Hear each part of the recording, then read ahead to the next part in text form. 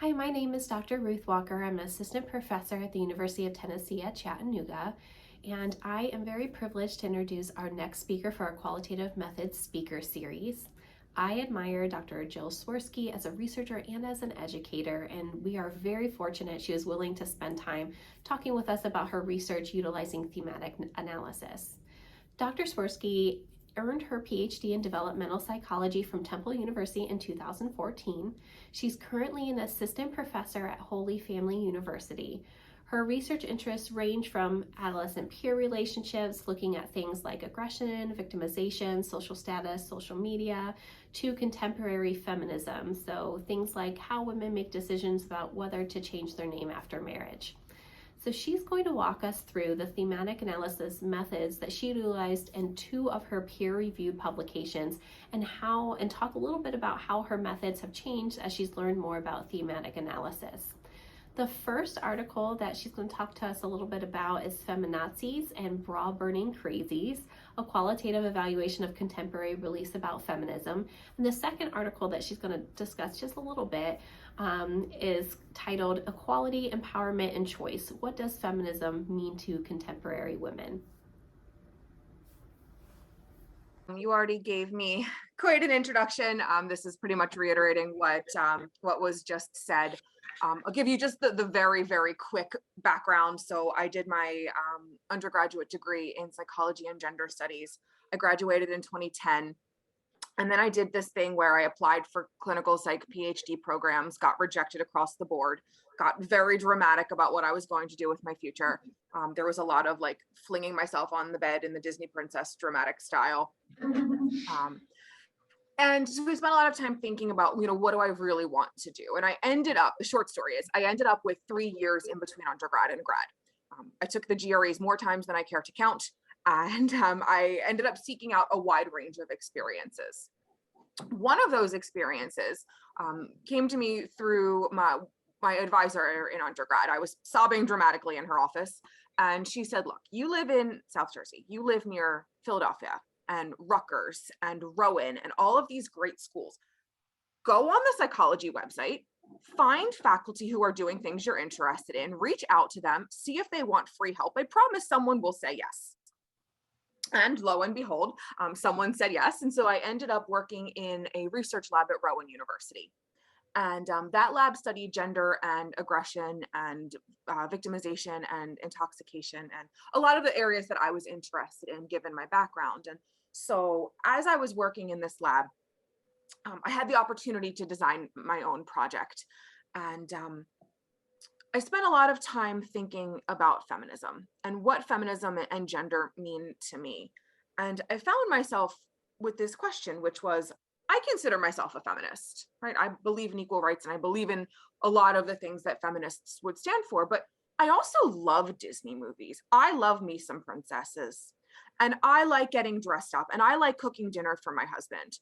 Does that make me a bad feminist? And that's something I really grappled with during that time. This idea of this conflicting idea of what does feminism mean and are my behaviors sort of incongruous with what feminism means? And so I started asking friends and family, what is feminism? What is feminism to you? And what I found was that everyone had a different answer. No two people gave me the exact same answer about what feminism is or what it is to them. And so that got me thinking, that got my research wheels turning. And I said, this is a research question that really hasn't been studied. There's a lot of work that's been done looking at if people identify with feminism or, qualities associated with feminist beliefs, but no one's just asked women, are you a feminist? And tell me about that experience. So I said, okay, let's do that. And so that's sort of a lead into some of the projects that I'm going to be talking about today.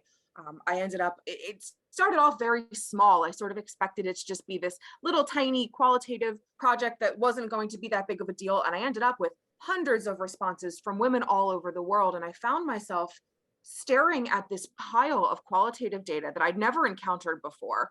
At this point, I was, a year post back, I hadn't taken a qualitative research class. And I'm thinking, what the heck do I do with all of this data? And so that forced me to sort of figure out how to do these sort of thematic analyses that I'm going to talk about today. The more that I learned about qualitative research, the more that I realized how cool it is and how versatile it is and how much it can do. And I love this quote. I always use this quote when I teach about qualitative research. Qualitative research strategies provide perspectives that can prompt recall of these common or half forgotten sights, sounds, and smells. To me, this really captures the essence of what qualitative research is about. It's infusing humanity into our science, which I think quantitative research often struggles to do. If I asked you to tell me about Christmas in your house, you might start with the obvious things. You wake up early, you go downstairs and check the tree and see what Santa brought and yada yada.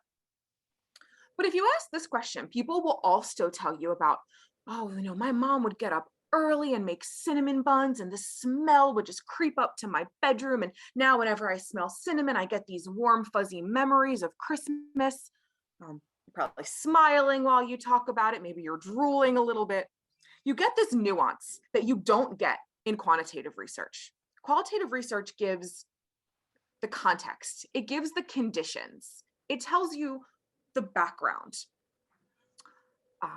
It lets us think about the reason and the rationale. It lets us probe and ask follow-up questions. If I give a survey, and I do a lot of research on adolescent aggression and victimization, if I do a survey and I ask a student to tell me about bullying, how many times have you been bullied? They'll give me a number. That's great. I can do a lot of things with that. I can run all sorts of fancy statistics on that frequency number. But that tells me nothing about the context. It tells me nothing about what was going on for that student or the other experiences that they've had. Qualitative research lets me sit with this individual and ask questions and follow up and get the background and the context. And to me, that is a really important part of research that we often overlook. I'm not trying to downplay quantitative research. It's important and it has its place. But I think we tend to downplay qualitative research and we tend to not give it sort of the scientific respect that it deserves. Pros and cons, right? We know that no research design is perfect. The biggest pro by far is that you get this rich, comprehensive data. You get a world of nuance that we just don't see in quantitative research. Surveys can't give us that information. You need fewer participants, so we don't have to worry about power. Usually qualitative research can have as few as, 10 participants if you're doing really intense focus groups.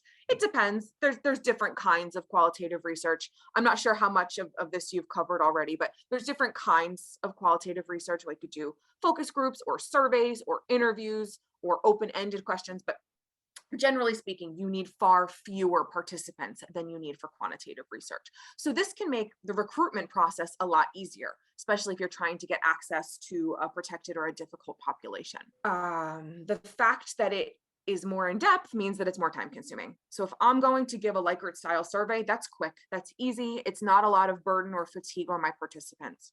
But if I'm going to do an in-depth interview, that's a lot of my time. It's potentially a lot of my research assistants' time. It's a lot of my participants' time, right? It takes a very, very long time. I remember I did a qualitative project early on in my experience and just having to transcribe these hours of interviews, and it was brutal. So you have to think about it in terms of the time cost as well.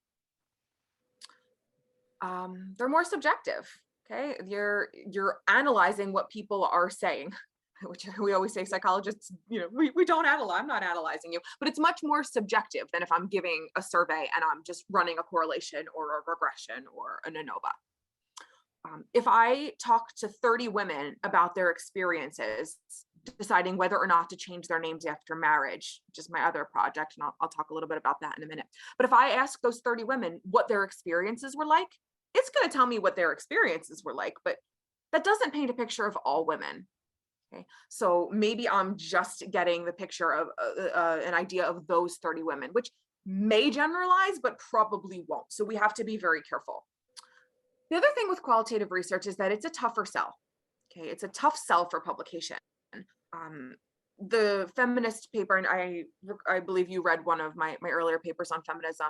It took us a couple tries to get that published. I have another line of research now on women's name decisions after marriage, and we're really, really struggling to get that qualitative project into a good journal because there's the subjectivity and sort of it's less prestigious. And so we're struggling there. So the question becomes, is a qualitative design worth using? And I'll leave that as a rhetorical question, because obviously, given the theme of this presentation, my answer is going to be yes, of course. But I'll qualify that by saying it sort of depends, right? It depends on what your research question is. And so I already told you a bit about my first project. I told you about what we call the Feminism Project, where we looked at women's experiences with feminism. I'm going to actually have you dig through some of that data in a couple minutes. The other project came from my experience a few years ago. I got engaged at the same time as 4 of my best friends. We called it the Great Altar Race of 2017, like who can get down the altar the fastest. So I was in 5 weddings in 6 months, which was fun and very expensive. And so in the course of that conversation, of that process, we talked a lot, right? As girls are wont to do. And we had a lot of conversations about, what are you doing for this? What are you doing for that? And so one of the things we talked about was, what are you doing with your name? You're going to change it? You're going to hyphenate it? What are you doing? And my friends ran this really cool continuum from, yes, I can't wait to change my name. Hashtag misses his name. So excited. OMG, can't wait. To, well, I guess I'll change my name. I don't really feel that strongly about it, but he does, so fine. To, I'll just hyphenate. To, I guess I'll keep my name. To me, who was, no, this is my name. I'm not changing it. And so even within the 5 of us, we had that range of variability. And so I said to myself, what are other women thinking, and what is the process there? And so that led to what we call the name project. So I always like to give a little bit of background into what I was thinking when I came up with my project. So I told you before, when I collected my first round of feminism data, I found myself staring at this spreadsheet that was full of data. We had over 700 responses before we cleaned anything, and I'm going, oh my God, I don't know what to do with this. And it can be really, really overwhelming. So I've sort of come up with, if you boil it down, here are the basic steps. This is sort of the basic process that you go through. And then we'll go through each one. So the first thing you want to do is read. You want to just read through everything. This has also been referred to as dating your data. It lets you get familiar with the responses, gives you a sense of recurring patterns and themes, gives you a sense of if anything stands out or looks wonky. The next step is to clean and pre-analyze. So sometimes you have to eliminate people if they didn't meet your criteria. For example, the feminism study, we were specifically asking about women's experiences with feminism. So if a man answered, we would want to exclude that data. For the name study, we were specifically looking at married women. So if a non-married woman answered, we would want to remove them. So things like that. From there, we'd create a code book, we'd do the coding, and then we would compare and calculate IRR, which is inter-rater response, or inter-rater reliability. And we'll talk more about those in a second, but I find it helpful to sort of give the overview. So our first step is to date our data. I think you all have access to the first document, the feminism coding data. If you could pull that out. What I want you to do is take a few minutes and just read through it. This is the responses. So we asked women the question, do you identify as a feminist, or do you consider yourself a feminist? Why or why not? So my team at this point, what you're seeing, has already gone through and sorted it into the women who said yes and the women who said no. What you're looking at is the women who said no. And so I've pulled a sort of a subset of data. So I want you to take a few minutes, go through, read it, and see what sort of major themes you come up with. Jot them down, and then we'll come back and discuss. Yeah, so the idea of equality versus superiority, for sure. So here's just, a handful of themes that we came up with during the coding process. And we came up with a lot of these, right? This idea that it's not necessary, it's outdated. People don't like labels. Women really, really didn't like labels in general, but specifically the label of feminism, which is likely to do with the fact that feminism has these extreme connotations. We think about heuristics, right? Like what gets the most attention is the feminazis and the bra burning crazies, which is where I got the title for this paper. This extreme idea, women don't want to be associated with that. A lot of women would talk about how men and women are different. Men and women are just different, and we shouldn't be trying to make them the same. So sort of this idea that feminism advocates for androgyny, which I think most people would argue is probably not what feminism stands for. But then again, we're asking people to give their definition. Okay. So we see a lot of common themes that sort of pop up through just reading the data, through this process of dating the data. At this stage, so I would typically have my research assistants read through multiple times, make a list. As they read each time, sort of hone that list down. You know, see what, if you come up with anything new, see if there's duplicates, see if anything sort of groups together. You want to try and combine as much as you can while still keeping each theme sort of distinct. Okay, so the idea of not being necessary and being outdated, those sort of fit together. They're not exactly the same, but they sort of fit together. Not liking labels and feminism being extreme, those sort of fit together. So we would start to hone that list and we would start to sort of organize that list. This is where we would also want to identify if anything seems off. Did anybody just obviously misunderstand the question? Now, that can be a bit of a slippery slope. We want to be very careful about not over-interpreting what our participants say. And I'll talk a little bit more about that in the end, but sometimes there's very, very obvious misunderstanding, or they obviously typed the answer to the wrong question. Things like that we would want to exclude. If we get anybody who doesn't fit our sample criteria, occasionally a man would slip through, or things like that. So we would want to eliminate them. There's also the point about, I don't know if any of you noticed, but some of these responses contained multiple unique concepts. Okay, so maybe they said, not really, I don't like using labels, I believe in women's rights, I'll advocate for them. There's a lot of different things going on in that one statement. And so for this study, we left that alone. We didn't really worry about the multiple unique concepts because for the most part, each response fell pretty neatly into a category. But in the name study, which I'll talk about in a little bit, we did end up pulling apart responses into multiple unique concepts. If that's something we're going to do, this is the stage that we'd want to do it at. I want you to narrow down your themes from earlier. So take what you jotted down and come up with a list. This will ultimately be our code book that we'll use to code the data. So you want to try and be as specific as possible. You want to try and get everything so that it has a category. Okay. Like if we, hang on, let me go back 2 slides.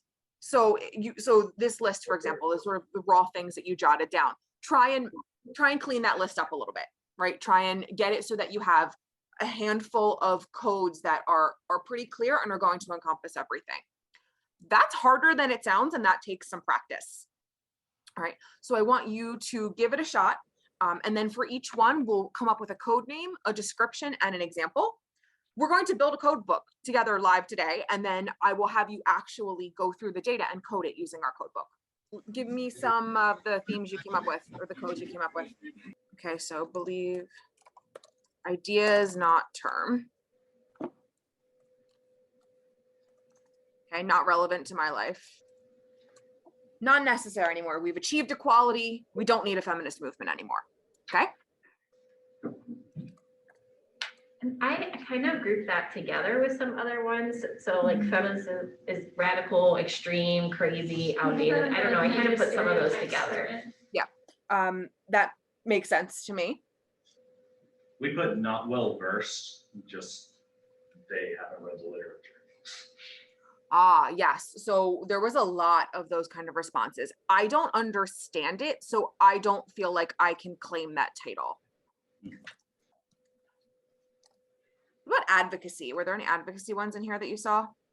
Yeah, I don't deserve to use the title because I'm not active in the feminist movement. So this idea that feminism requires activism. I'm gonna add another.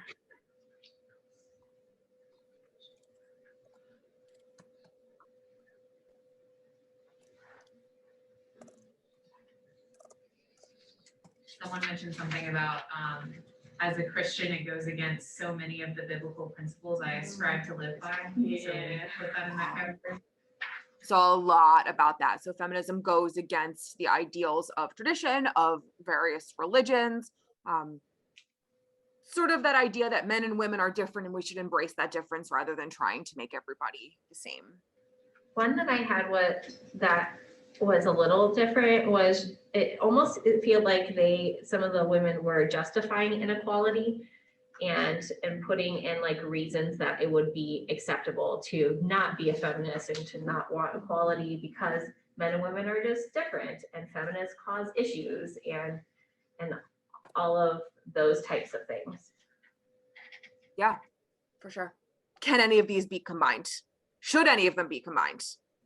Should any of them be renamed, right? So we spend a lot of time thinking about the name of the category to make sure that it encompasses everything. I think 2 and 3 could be combined, so just for relevancy. Mm-hmm.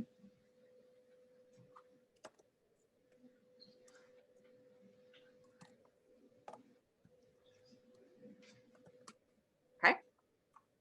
I think that 1 and 5 are kind of the same.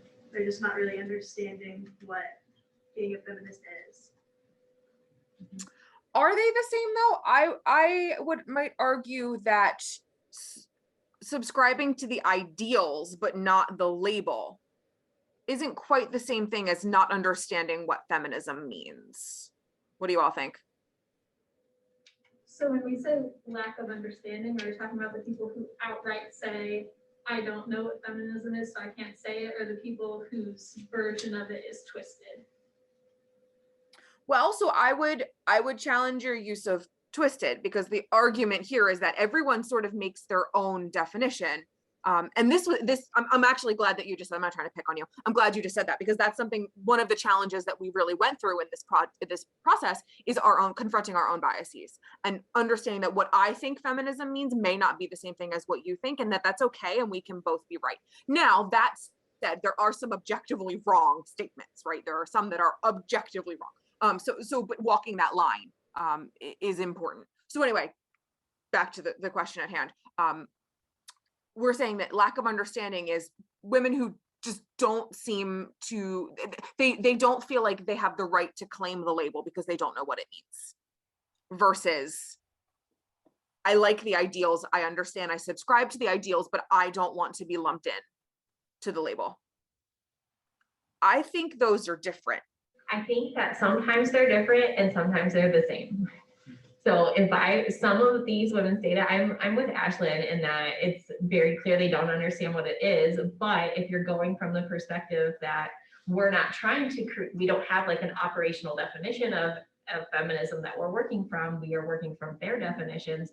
I understand that. But then there's also this big feminist part of me that's like, clearly you don't understand that also. So I would almost want to use both of those codes for many of these responses as I go through. However, I get your perspective. And so ultimately, when in doubt, you leave them separate. You can always collapse codes later. Once you've lumped things together, it's very difficult to pull them back apart. So I say if there's any doubt, we leave them separate. So if we're basing if the lack of understanding is, could we combine or put feminism equals activism into lack of understanding? If someone's just like, if we're thinking that they're like, well, I don't think I'm a feminist because I think that in order to be a feminist, you have to be like a super heavy activist. You have to go to every protest. Could we put that in the lack of understanding, or? What do you all think? I think lack of understanding could fit with any of these because all these ideas show a lack of understanding to some extent, I think, my opinion. I would agree. Suddenly it just becomes the one theme. And we just have one code for all of them. And that's the balance that you walk. You don't want to have 500 codes because then you're going to end up with one response in each code, and that's not ideal. But you also don't want to lose nuance.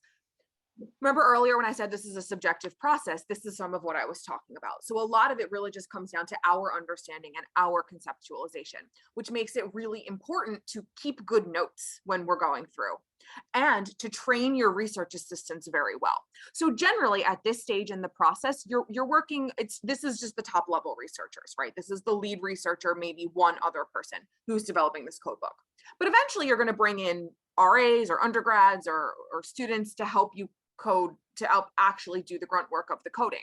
And it's very clear, it's very important that everyone is on the same page about what everything means. So I'm going to abbreviate the process just for the sake of time. Let's leave things as they are. Let's delete this row. Let's fix our numbers. All right, we have 7 codes. I think that's okay. What we would do next is we would have a conversation. Delete row. There we go. We would have a conversation. So as the lead researcher, I developed this code book. Okay. I would then, for each one, I would give the code name, I would give a description, I would give an example. So you're building out a literal document. And then you're going to spend a lot of time sitting with your research assistants and getting consensus. You want to make sure that everybody agrees on each name. The name is very important. Make sure everybody agrees with the description and understands. From there, I would probably do a test run. I would pull 10 random responses, have everybody code them. I would code them as well. And then we would compare and we would see what we came up with. We would see if everything makes sense, if anything needed to be tweaked. This is a process, right? Quantitative data, you can have it cleaned in no time. Qualitative data is an adventure. It takes a lot longer. It's messier. I should have put that in the cons. It's a messier process. So let's assume that we've all sat together and come up with our code book and we've agreed on all of the codes and the names. Our next step is now to go through the data and assign it a code. So we've built our code book. So you're going to go back to that feminism data. Everyone, I want you to do this independently. Each one of you just be coder 1, and you'll go through and you read the response and you put the number of the code that best identifies with it. If there is one that absolutely does not fit into anything else, I shouldn't have deleted that last row. I usually would do a 999. So 999 means really doesn't fit. You want to use that extremely sparingly. All right, that's sort of your last resort. You want to try and fit things in as best you can. Oftentimes what will end up happening is we'll go through some coding and then a research assistant will come to me and say, we need to rethink this, right? There's this new code that we need, or these two are really can be lumped together, or I'm not using this one at all. So this is a sort of a live process, right? This is not something that you just make the code book and then you never look at again. We're constantly revising and revisiting. Half the time you end up having to go back and recode things you already coded because you came up with a new code that you think is really important to include. So I want you to independently go through and do the codes. I actually don't want to discuss individual codes. And the reason for that is that this should be an independent process because when we put them together, we're going to discuss it. So if you're having trouble, if you're not sure where to put a specific code, that's not something that I want to talk about. But it's more like if you're reading, you're going, oh, we really need this other one, or something doesn't make sense, or something specifically challenging, that kind of thing. Does that make sense? Yeah, I think for me, the issue is just giving it one code when some of them have multiple codes. So if I was coding, I would have multiple codes. I wouldn't just limit it to one. So that's my struggle is having that limitation there. Yeah, and that was a major challenge with this data set. The next one that I'll show you, we pulled everything apart and we made sure each thing only had one. So for now, yes, I know that's a struggle. Do your best to choose the one that best describes it. Generally, if something can't be nicely placed into one of the other boxes, it's not usable data. So either it's something like what you just said, or they just say no. The fact that no is qualitatively different from human beings, for the sake of what we're going for, it doesn't really make a difference. In terms of our data, that's just not an answer to our question. So it can be lumped together. So I would say, put anything that's sort of wonky like that as the 999, and then at the end we would go back and dig through there and see if there's anything we want to unpack further. Sometimes there is, sometimes there isn't. As I'm hoping you're seeing, this is a messy process. This is a time-consuming process. And obviously I'm expediting a lot of it. I would have had you do multiple rounds of training. There would be a lot more conversations. For the sake of time, we're not doing all of that today. But I hope you're also seeing how, we came up with this code book and it looked good. It made sense when we got started, but as you're digging through, you might see things that need to change. Is what do you do and how do you handle it when participants contradict themselves in their statements? We would generally try to read at surface value and interpret as little as possible. So they don't consider themselves a feminist because they expect equal pay. To me, that sort of sounds like they're rejecting the label, not the equality. And this was a big challenge with this data set because we didn't do the thing where we pulled responses apart. I have at the end, I have sort of like the cautionary tale of the challenges that you face. But yeah, we ended up with a lot of these responses that were just like whole paragraphs. And you're going, what do I do with this? So it would have been, if I could do this project over again, I would separate everything out so that you don't end up with multiple responses for each person. That would have made it a lot easier. Often, if we had one that was so contradictory or we really couldn't fit it into anything, we would end up excluding it. But we tried to do that as little as possible. Okay, so if you're on your computer, you will see that the spreadsheet has the option for coder 1 and coder 2, and same and different. So it's set up so that you can go through and compare with your partner. So your coder 1, your partner is coder 2, and you can enter in a value for if you have the same code or if you have a different code. If it's the same, you put 1. If it's different, you put 0. What that will do is it'll total. So if you scroll all the way down to row 52, it will give you a total, and this will help us to calculate inter-rater reliability. So since they didn't get through all of the codes, their IRR is really horrible at the bottom. Yeah. If they just delete those rows, you will get what Yeah, that- so what you can do, I don't know how Excel savvy you all are. If you're Excel savvy, you can go, if you click on the percentage in row 53, column E, and you can just change where it says 50 in the formula bar. Basically what you're doing is you're dividing the number that's correct over the total, or the number that's agreed over the total. So if you only did 30, you would change that 50 to a 30. Do you see what I'm saying? That will fix, that's why it looks so bad. I have the spreadsheet set up assuming that you did all 50. If you only did 30 and you agreed on 20, it would be 20 divided by 30. Stephanie, I see your question. How do you deal with making one code where there could be multiple? So what we would do at this point, each one of these there were 2 of you, right? So it was 2 people. What we would do is we would usually have 3 people code. So then we can get 2 out of 3 agreement. That will take care, if you've made your code book properly, that will take care of, 70 to 80%. Then you'll have those other stragglers. What you would do then is go through and have a conversation. So the 3 coders would sit down. Well, I said it was number 3 because blah, blah, blah. Oh, okay. I said number 6 because blah, blah, blah. And you have a conversation about it. Generally what happens is you will leave agreeing with one code or another. Sometimes there is not agreement. In that case, you can do a couple things. If there's only a handful, I would bring in an extra coder. So you bring in a 4th coder and let them go through, and then you just take, 3 out of 4 agreement. If it gets to the point where nobody can agree on a code, we would just exclude that data.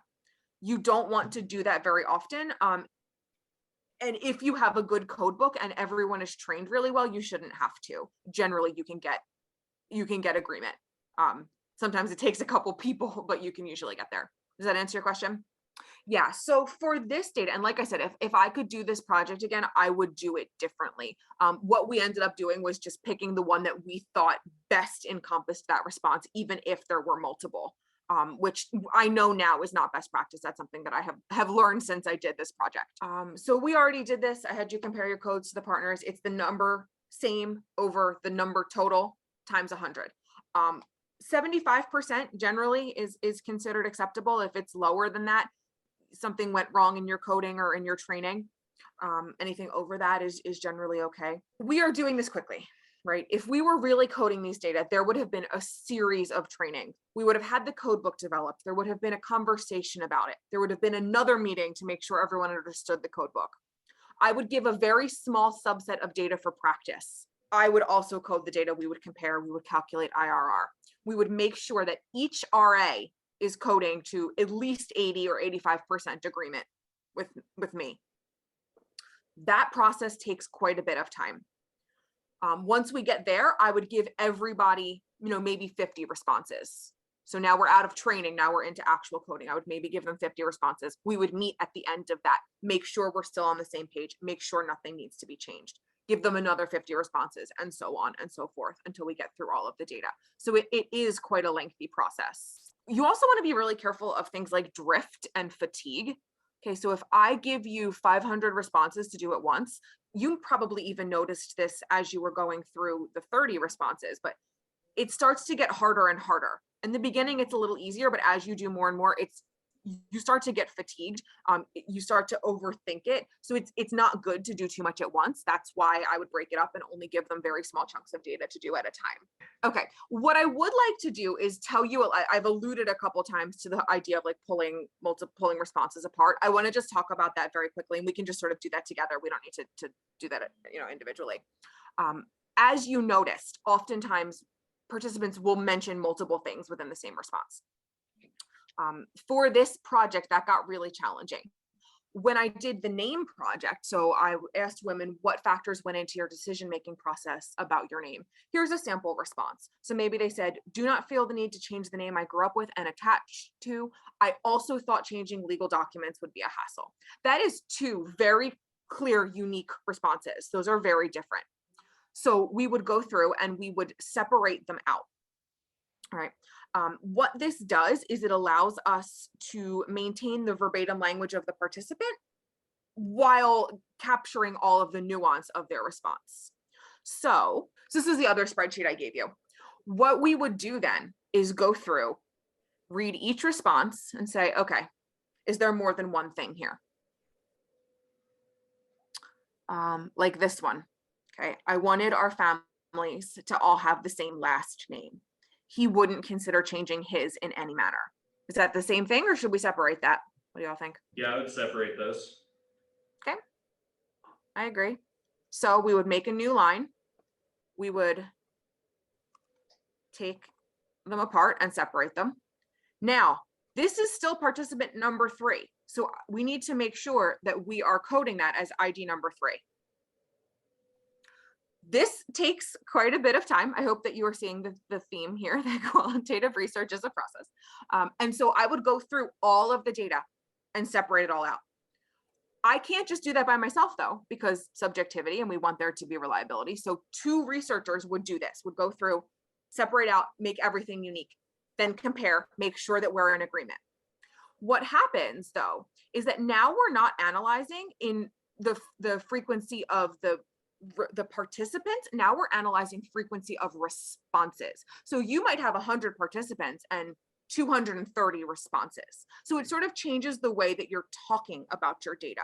What I would do, let me go back to the PowerPoint. Okay, so you're reporting the mean number of responses per participant, because basically you want to know how many responses each person is giving. If each person is giving on average 1 response, that tells us something about sort of the nuance of the question. But maybe participant 1 had 3 responses. Maybe participant 2 had 1 response. Maybe participant 3 had 7 responses. It sort of gives you a sense of the variation. Right. There's a nifty way to do that in SPSS. So what I would do is I would take ID number 1 from the spreadsheet, which that's the actual participant ID, right?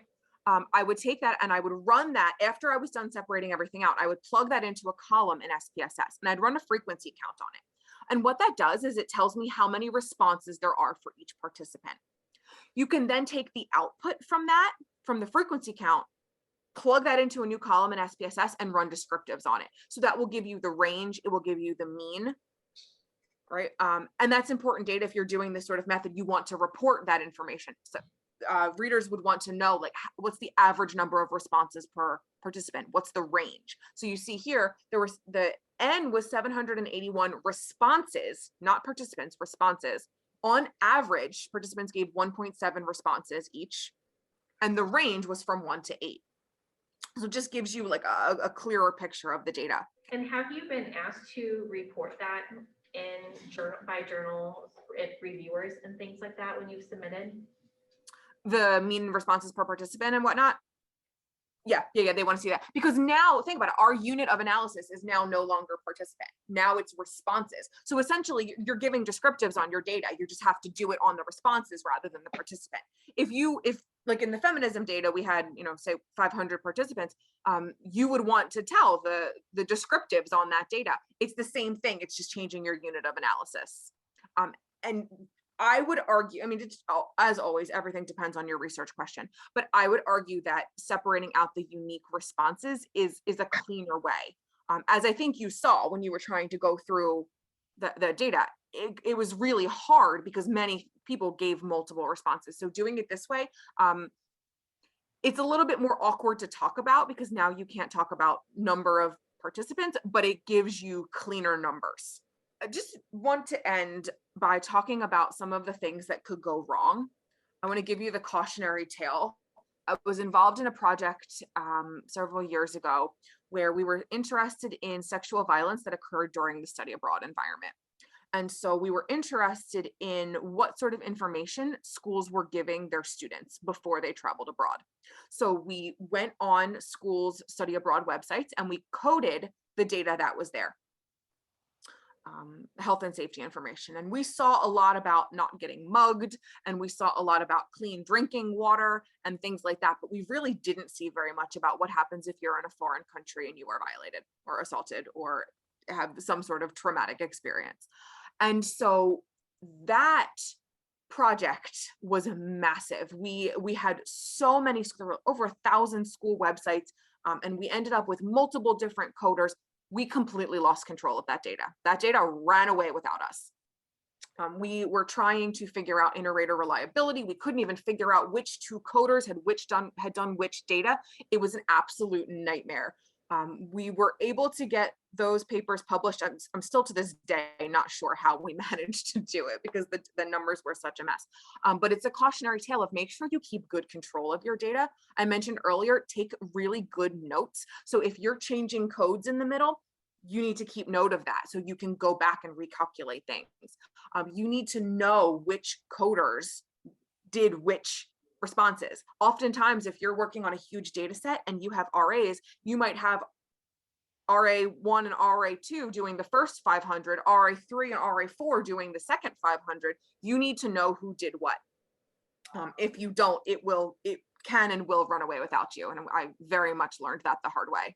Another issue that came up when we published the feminism project was the idea of coercion in coding. When we were talking about the code book, as soon as I said, I think this makes sense, you all instantly agreed with me because I'm in a position of authority. You have to be really careful when you are creating a code book or when you are doing this sort of project that everybody is on the same level, or that you are accounting for the potential for research assistants to agree with you just because you're a graduate student or just because you're an instructor. That was something that we had to address. I remember reviewers asked about that. How did you account for coercion? And the answer was that I, as the first author at that time, I was still a student. So even though I was the lead on this project, I was still at the same level as them in terms of authority in the lab. And that's what got us through that. But you have to be very careful. And if you are doing this sort of coding project, you have to make sure that you're not pushing your ideas on students, because I guarantee they will agree with you just because they think you're smarter, because you're in a position of authority. You also want to name your survey thoughtfully. And this matters, especially when you're using social media as a recruitment. So the Feminism Project, we put it out on Facebook and Reddit and all sorts of social media sites. And I titled the survey, what are your thoughts about feminism? What do you think happened? People with strong opinions, strong positive opinions, but also strong negative opinions. This is a problem with survey. This is not unique to qualitative research, but this is a problem with survey data in general. You get the people with very strong opinions one way or the other. You lose out on all of the people right in the middle. By putting feminism and your thoughts about feminism in the title, I probably deprived myself of the middle group of people. So from that, I learned for future projects to be very, very careful and very thoughtful about what you title your project, because it could potentially influence the participants that you get. Sometimes less is more.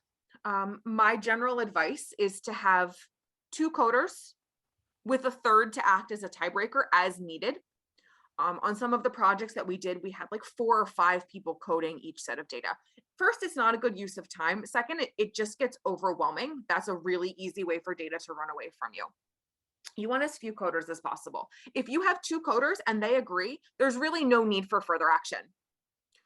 If you have 4 coders, you run the potential for a tie. So you want to have an odd number, ideally, but less is more. And then I forgot to put this on the slide, but the idea of over-interpreting.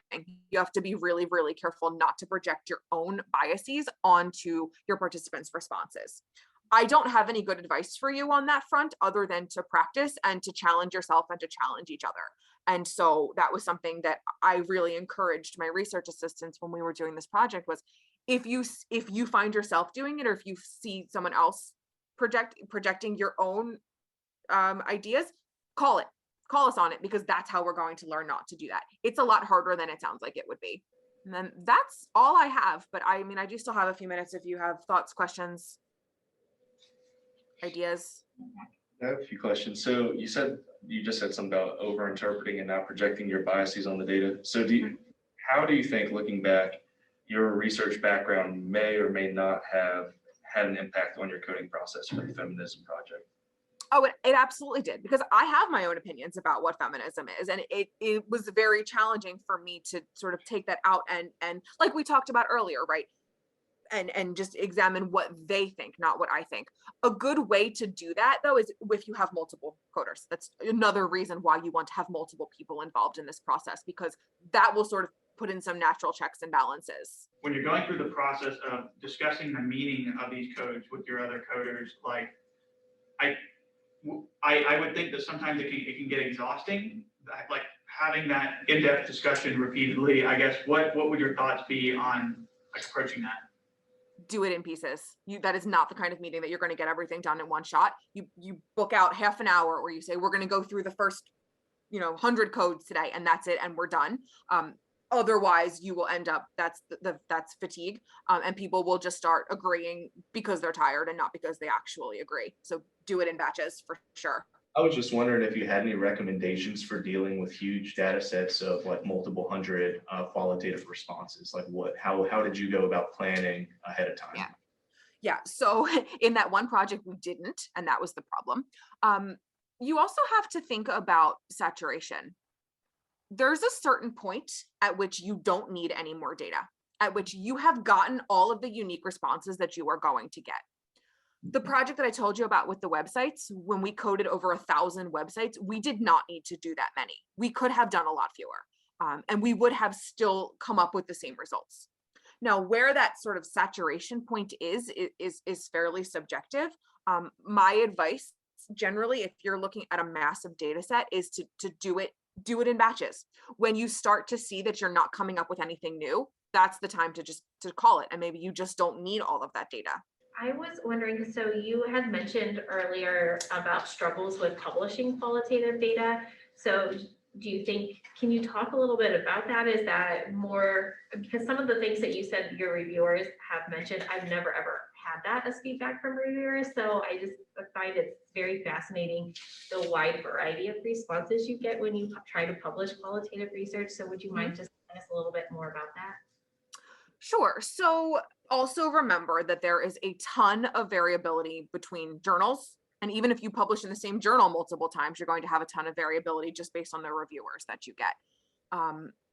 Qualitative data is sort of considered to be the less prestigious younger cousin of quantitative research. So you're facing some inherent biases off the bat. I'm trying to think back when we did the feminism project. I think I mentioned most of the major issues.